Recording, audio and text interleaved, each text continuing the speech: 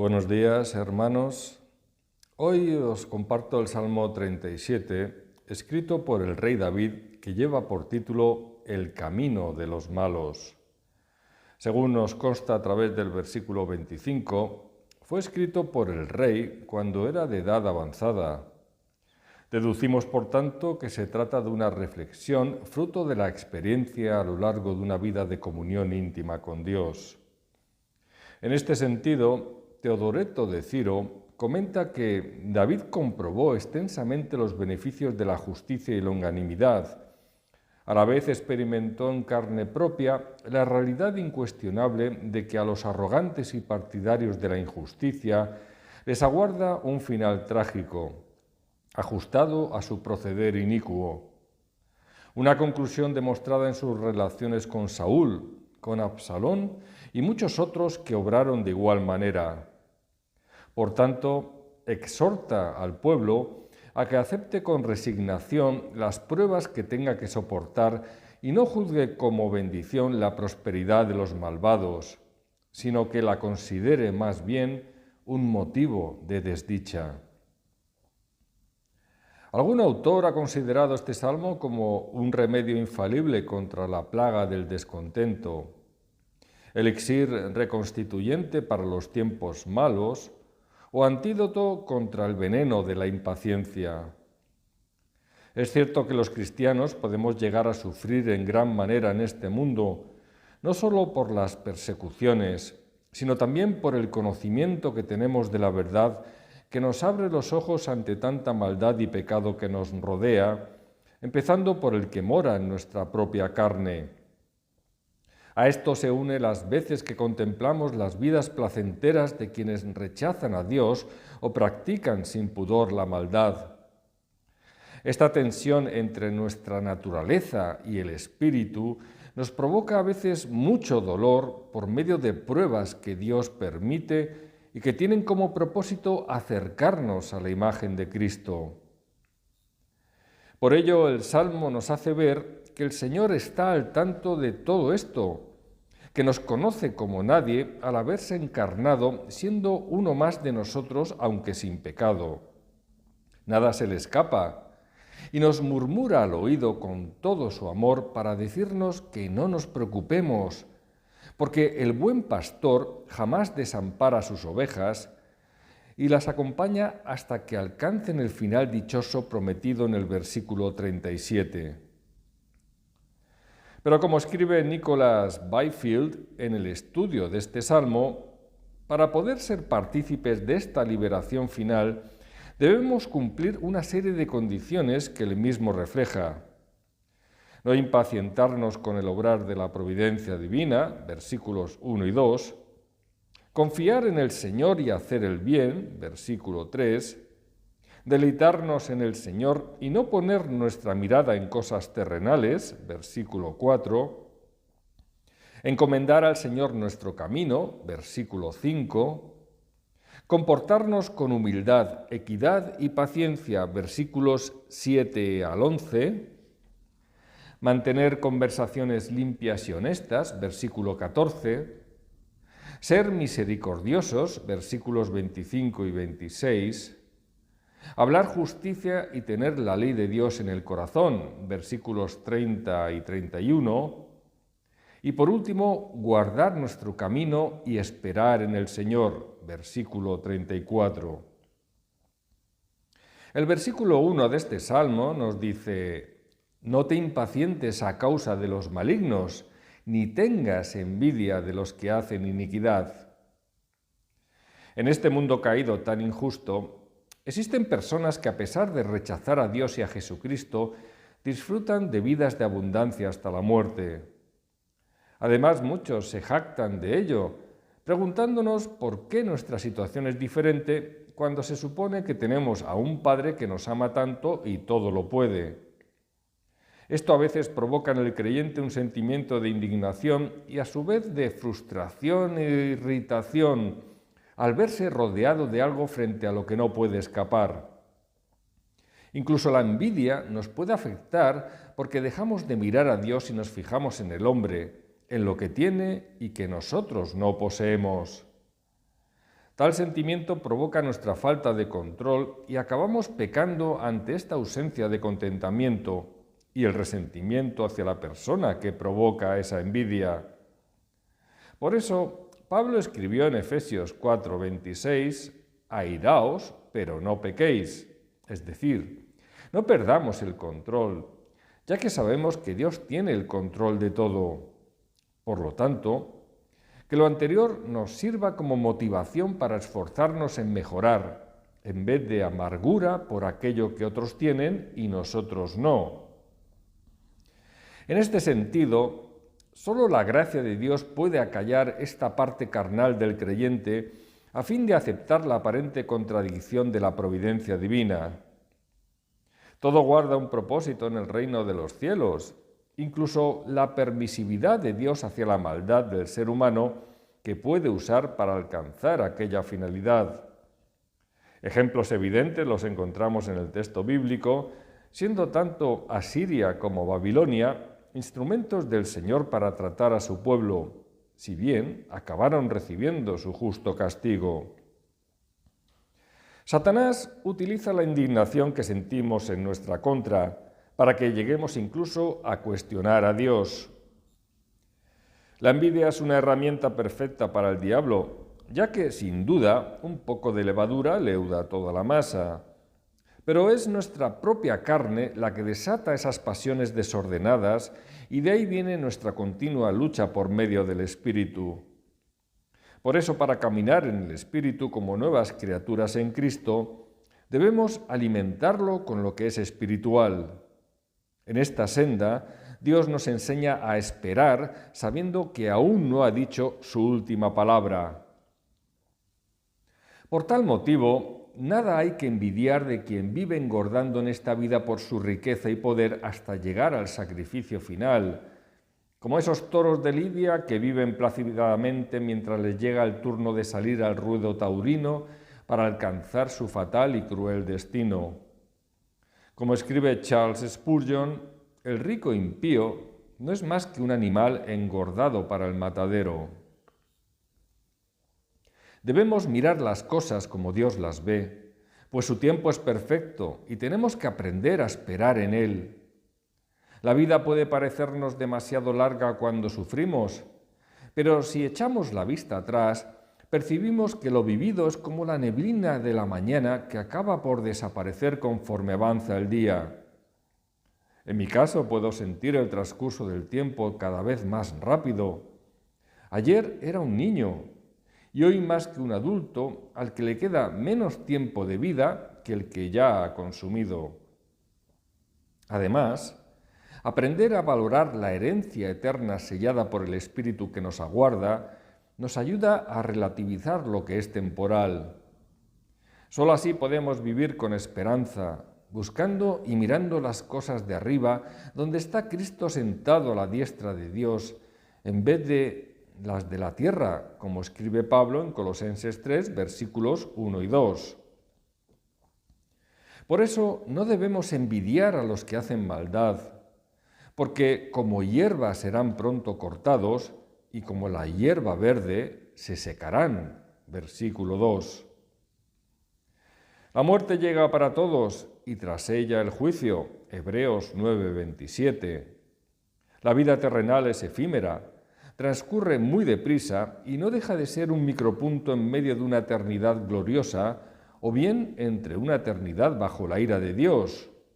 Por lo tanto, cada uno que decida el destino final considerando lo que realmente merece la pena, si sufrir con Cristo para vivir con Él o disfrutar sin Él de lo pasajero para morir eternamente. En este caso, cuando partamos de este mundo, las muchas posesiones terrenales de nada servirán, porque como se nos dice en Job 1:21, desnudo salí del vientre de mi madre y desnudo volveré allá. Pero el problema para los impíos es que a pesar de que puedan vivir en la prosperidad, finalmente acabarán descendiendo al Seol. Job 21:13. Sin duda, la gloria del hombre en este mundo caído es efímera, ya que toda carne es como hierba y toda la gloria del hombre como flor de la hierba. La hierba se seca y la flor se cae. Primera de Pedro 1:24. En definitiva, el Señor nos enseña que la prosperidad terrenal no significa que Dios se halle en la vida de quien la disfruta. De ahí que el salmista, en el versículo 3, nos explique el remedio frente a la envidia y la impaciencia que podamos sentir los creyentes ante tanta injusticia, al escribir: confía en Jehová y haz el bien, y habitarás en la tierra, y te apacentarás de la verdad. Este versículo nos habla de la fe viva necesaria para acreditar nuestra pertenencia al reino, al decirnos que confiemos en Dios, la fe, y que hagamos el bien, las obras. Son, por tanto, dos cosas inseparables que definen al verdadero creyente que ha nacido de nuevo en Cristo. Como escribe Charles Spurgeon, la fe acaba con la impaciencia y elimina todo vestigio de inquietud. La visión humana es bizca y no alcanza a ver más allá de su propia nariz. Únicamente ve las cosas en su contexto actual, en el entorno y momento en que suceden, y ello le da pie para la envidia.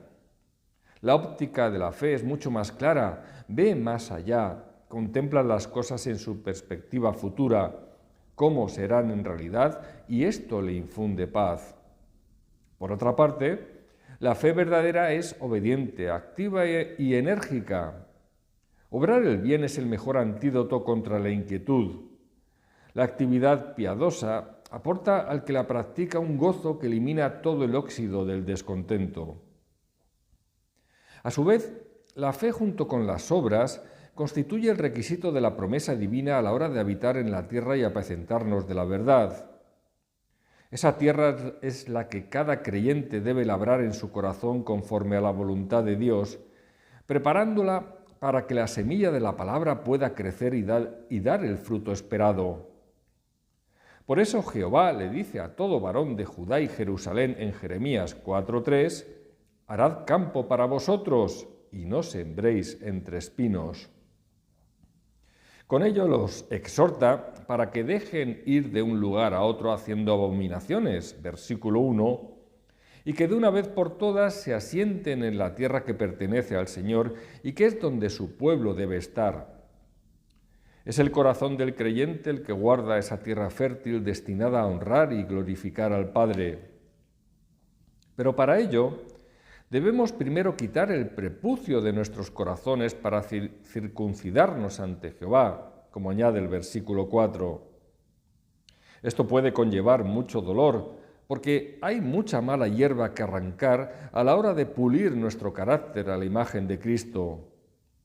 Esta es la tierra prometida en medio de un mundo caído de pecado, pero que solo es figura de la verdadera tierra prometida que nos espera cuando alcancemos la gloria junto al Padre y al Hijo, el reposo de los que hemos creído la promesa, según Hebreos 4:3.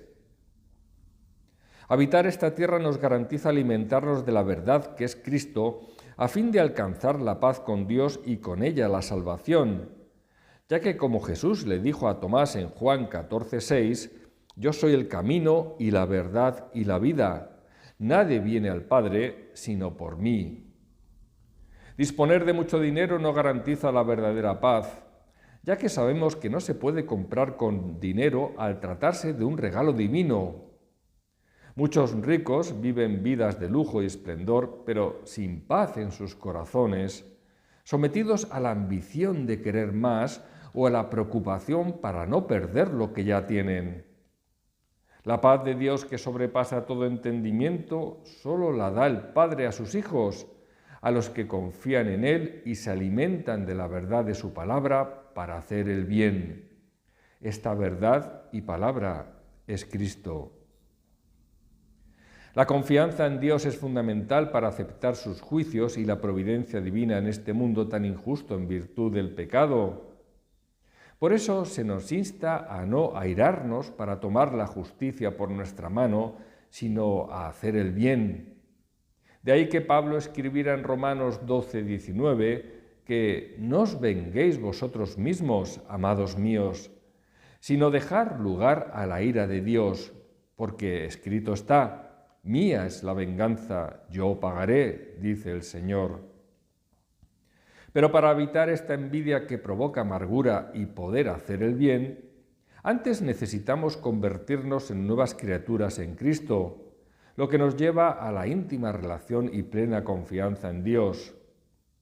Si no, es imposible, porque nuestra naturaleza de pecado con la que todos nacemos no lo permite, al no haber quien haga lo bueno, ni siquiera uno. Salmo 14:3, 53:3 y Romanos 3:12. Este nuevo nacimiento en Cristo provoca la transformación de nuestra mente y corazón para posibilitarnos hacer ese bien requerido por Dios, a pesar de nuestros tropiezos hasta la muerte y de la maldad de los hombres. Esta es la única forma de responder al mal con el bien o de bendecir a los que nos persiguen por seguir al Señor. El cambio en la mente y el corazón da un fruto que permite alcanzar el gozo descrito en el versículo 4 de este Salmo 37, donde leemos: «Deleítate a sí mismo en Jehová, y Él te concederá las peticiones de tu corazón». Deleitarse en el Señor no es un mero sentimiento o emoción que permite alcanzar todo lo que le pidamos, sino de poner nuestra voluntad en manos de Dios para que transforme nuestra vida. Es decir, este deleite, a tenor del original hebreo, significa dejarnos moldear suavemente el carácter por la voluntad de Dios en virtud del nuevo nacimiento. Como está escrito en Jeremías 18:6, Dios es el alfarero que moldea con su mano el barro que somos para alcanzar el propósito que guarda para cada uno de sus hijos, que es acercarnos a la imagen de Cristo. De esta manera podemos liberarnos de aquella envidia descrita para hacer el bien necesario, pero siempre en base a la confianza que depositamos en Dios. Porque sabemos que los que no confían en Él lo hacen en ídolos de barro que son derribados y desaparecen cuando la muerte está cercana. El hombre sin Dios se encuentra solo, pero quizá no se percata mientras todo le va bien. Solo al final de su vida es consciente de que no tiene esperanza más allá del final de su existencia. Por lo tanto, cuando nuestra mirada, corazón y mente se encuentran alineados con la de Dios, entonces nuestra voluntad será la suya, porque veremos como Él ve y pensaremos de la manera que Él piensa. Acercarnos a la imagen de Cristo nos hace deleitarnos en la voluntad del Padre, lo mismo que hacía el Señor. Jesús nos dijo en Juan 4:34 que mi comida es que haga la voluntad del que me envió y que acabe su obra. Lógicamente, siempre habrá pecado en nuestra forma de actuar mientras vivamos, pero la confianza en Dios permitirá que le agrademos a través de las oraciones que compartamos. Ya no pediremos para gastar en nuestros deleites o en caprichos innecesarios, sino en lo que de verdad le importa al Padre, aquello que sabe que es bueno para nosotros. La carne quiere cosas que el Espíritu conoce que no nos convienen. Fruto de esta confianza en Dios es el deleite que nos proporciona al descansar en Él y en su palabra. Tener la voluntad alineada a la del Señor provoca el gozo del mismo Señor, quien afirma regocijarse en la parte habitable de su tierra y ser sus delicias con los hijos de los hombres. Proverbios 8:31. En definitiva, el gozo en el Señor es nuestra fortaleza. Nehemías 8:10. A fin de proseguir la difícil batalla diaria que tenemos por delante todos los creyentes en Cristo. Una vez que nuestra voluntad está alineada a la de Dios en virtud del nuevo nacimiento, entonces seguimos la senda marcada por el rey David en el versículo 5 de este Salmo 37, quien escribió: «Encomienda a Jehová tu camino y confía en Él, y Él hará». Aquí se nos exhorta a poner nuestra vida en manos de Dios para que sea el único guía que nos dirija. Todo lo que nos inquieta o preocupa, la ansiedad, nuestros pensamientos, deseos y obras, debemos entregárselos mientras recibimos el trato necesario a través de su Espíritu. Esto forma parte de negarse a uno mismo, acabar con ese ego que nos domina para morir junto a Cristo y resucitar con Él. Este abandono nos libera y proporciona la paz y descanso al reconocer que no existe mayor y mejor protección para nosotros en esta vida. En Proverbios 16:3 se revela la misma idea al decir: encomienda a Jehová tus obras y tus pensamientos serán afirmados. Es decir, si pones todo en manos de Dios, Él te confirmará o no si su voluntad concuerda con tus pensamientos. Tiene que ver con el discernimiento que vamos alcanzando por obra del Espíritu Santo mediante el trato que recibimos por su parte. Pero esta sensibilidad solo proviene tras negarse a uno mismo, al haber muerto al ego con el que nacemos. Es dejar de escucharnos a nosotros mismos para escuchar la voz de Dios en nosotros a través de su Espíritu. Sin embargo, es fácil comprobar cómo el mundo piensa de manera opuesta. El empoderamiento está de moda y la ideología del siglo XXI le dice al ser humano que puede con todo en base a sus propias fuerzas. Incluso el llamado Evangelio de la Prosperidad utiliza de mala manera el versículo según el cual todo lo puedo en Cristo que me fortalece, para hacer creer que todo lo que deseemos a nivel material lo obtendremos y que hasta podemos exigirle a Dios que cumpla con lo que le pedimos. Con ello se alimenta la codicia, pero también la frustración y la envidia hacia los incrédulos que alcanzan el éxito negado para esos supuestos creyentes, y puede que hasta el resentimiento hacia Dios. Frente a esto, el mejor remedio, como escribe David Dixon, es cumplir con nuestro deber, hacer todo lo que esté dentro de nuestros medios y posibilidades y a continuación dejarlo todo en las manos de Dios. Con ello tranquilizamos nuestra mente sabiendo que recogeremos la cosecha que Él le enviará en su tiempo que es perfecto. Cuando dejamos que el Señor actúe en nuestra vida tras poner todo en sus manos, entonces, como nos revela el versículo 6 del Salmo 37, exhibirá tu justicia como la luz y tu derecho como el mediodía. En Proverbios 4:18 leemos que la senda de los justos es como la luz de la aurora, que va en aumento hasta que el día es perfecto. Agustín de Hipona indica que el versículo menciona la luz del mediodía en clara alusión al sol en su cénit, como la luz plena. Dice que se trata de una luz en la plenitud de su claridad, luz del mediodía. Pero esto requiere su tiempo, el de Dios, que es perfecto. No será cuando queramos nosotros, sino cuando Él lo decida. Por eso la paciencia resulta tan necesaria como fruto del Espíritu Santo. Y Dios nos enseña a saber esperar mientras nos vamos santificando. Abraham tardó 25 años en ver cumplida la promesa de tener un hijo, y lo tuvo con 100 años cuando Sara tenía 90. Evidentemente, desde un punto de vista biológico, esto resulta imposible, pero para Dios los imposibles no existen, y si Él promete, siempre cumple. Abraham creyó a Dios y en virtud de su fe, el Señor le reconoció como justo ante Él en Génesis 15:6. Por lo tanto, solo a través de la fe nos puede venir imputada la justicia de Dios. Pero Abraham tuvo que esperar esos 25 años para ver con sus propios ojos esta justicia a través del nacimiento de su hijo Isaac. Una vez que se cumpla la justicia de Dios en nosotros, será exhibida a plena luz del mediodía para que todos puedan verla. Verán nuestra justicia y nuestro derecho, y al venir de Dios, también nosotros mismos comprobaremos que siempre fue mejor esperar esta justicia y derecho divinos que actuar por medio de nuestra propia justicia y derecho en esta vida. La espera tendrá sentido, y la paciencia como fruto del Espíritu Santo o el fruto de la paciencia habrá cumplido su propósito. Por todo ello, no nos preocupemos demasiado a la hora de defender nuestra reputación cuando los demás nos calumnien, porque siempre habrá quien por envidia u odio lo haga.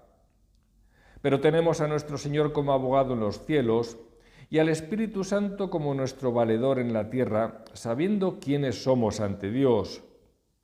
Por lo tanto, permanezcamos quietos, sabiendo que el Señor es el juez al que nada se le escapa, para acabar exhibiendo la justicia y nuestro derecho. Por eso en el Salmo 46:10 se nos dice: «Estad quietos y conoced que yo soy Dios».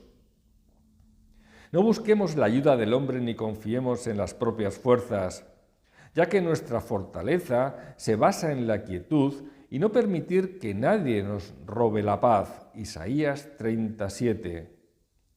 Por ello, en Jeremías 42:10, Jehová le dice a su pueblo que se queden quietos en Israel en vez de huir a Egipto buscando la ayuda del hombre frente al ataque del rey de Babilonia. Porque con vosotros estoy yo para salvaros y libraros de su mano. Versículo 11. Dice al respecto Orígenes que Dios hará que aquello que ha sobrado en justicia salga a la luz. No consiente que lo justo y recto permanezca oculto.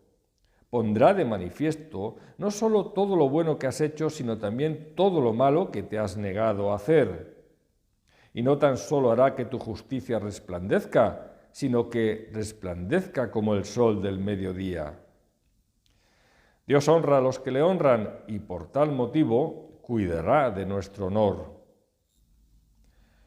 Pero mientras esperamos que Dios vindique nuestra justicia y derecho ante los demás, la manera de proceder debe atenerse a lo que el rey David nos enseña en el siguiente versículo 7 del Salmo, al escribir lo siguiente: «Guarda silencio ante Jehová y espera en él. No te alteres con motivo del que prospera en su camino, por el hombre que hace maldades». El tiempo de Dios es perfecto, por lo que debemos intentar cultivar la paciencia y mantener la calma, aprender a callar y esperar aceptando la voluntad de Dios en todo momento. Puede resultarnos muy duro el ejemplo, pero es lo que hizo Aarón en Levítico 10:3, cuando cayó tras la muerte de sus hijos Nadab y Abiú por mano de Jehová, tras ofrecerle su propio incienso y fuego extraño, algo que nunca les mandó. Aceptar la voluntad de Dios aunque nos duela forma parte del proceso para acercarnos a la imagen de su Hijo. Por eso el salmista en el Salmo 39:9 escribe: «Enmudecí, no abrí mi boca, porque tú lo hiciste». Como también escribe Charles Spurgeon, en la mayoría de los casos, una lengua silenciosa no solo demuestra una cabeza sabia, sino también un corazón santo. En este sentido, James Anderson añade que el silencio que aquí se nos prescribe se opone a la acción de murmurar y quejarse. Esta espera en el Señor solo se aplica a las pruebas que le envía con un propósito de acercarnos a la imagen de Cristo, no a los problemas que nosotros mismos nos hemos creado al pecar. Solo la primera carga podemos hacerla descansar sobre los hombros del Señor para liberarnos de ella. Las segundas, no queda más remedio que tener que soportarlas con mucho dolor por el tiempo que Dios considere para nuestro bien.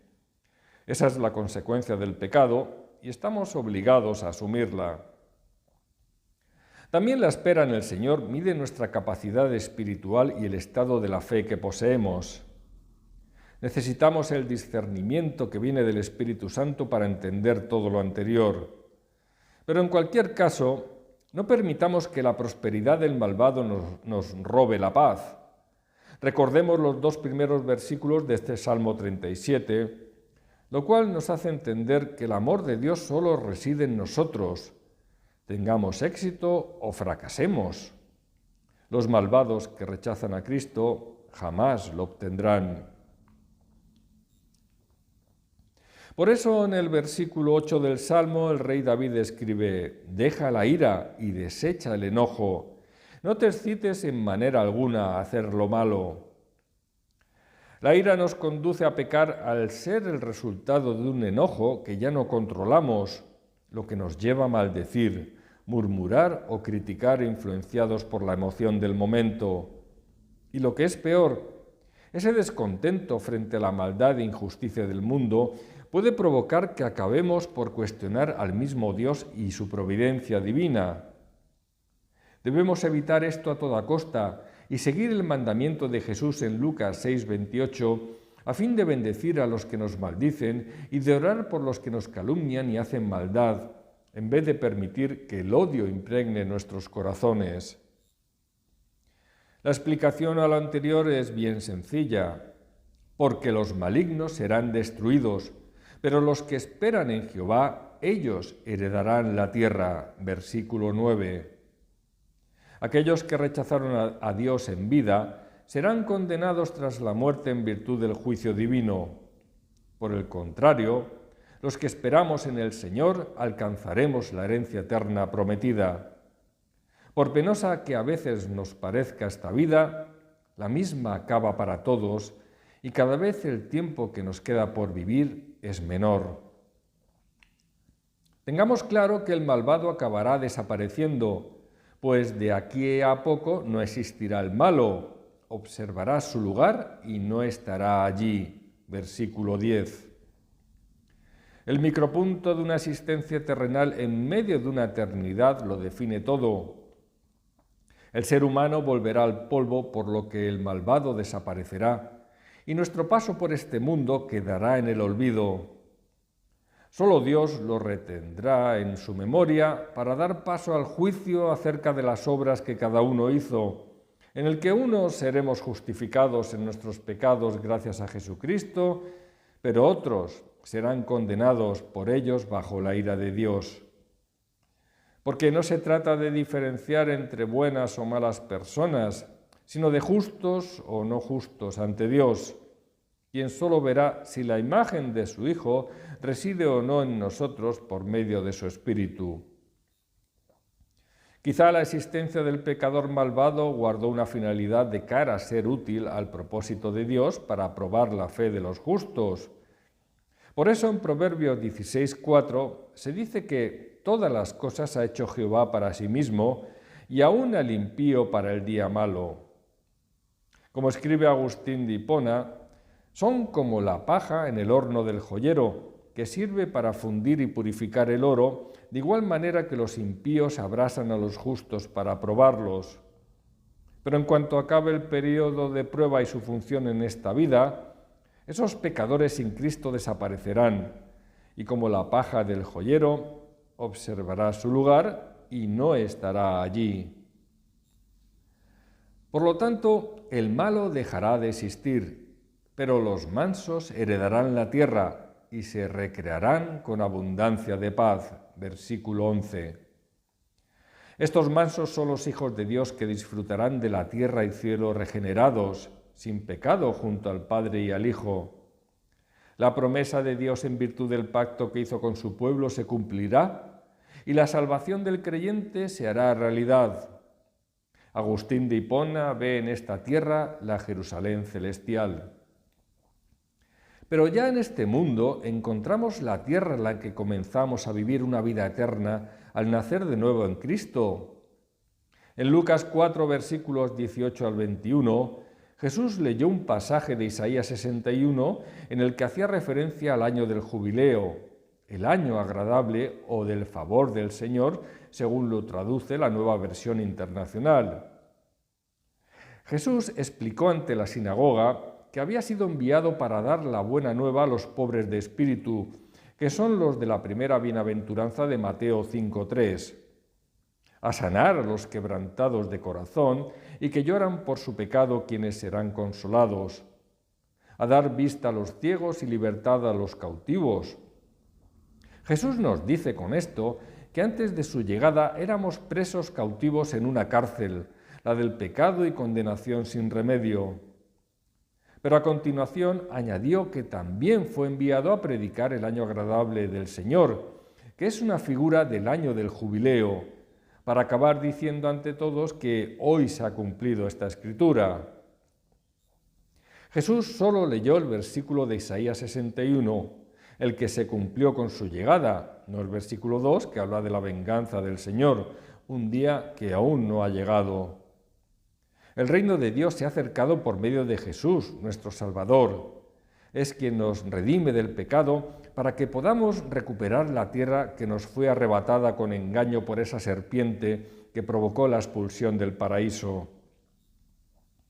En este Salmo 37, el rey David alude igualmente a los malvados que arrebatan por codicia la posesión de la tierra y que impiden disfrutarla a los legítimos poseedores.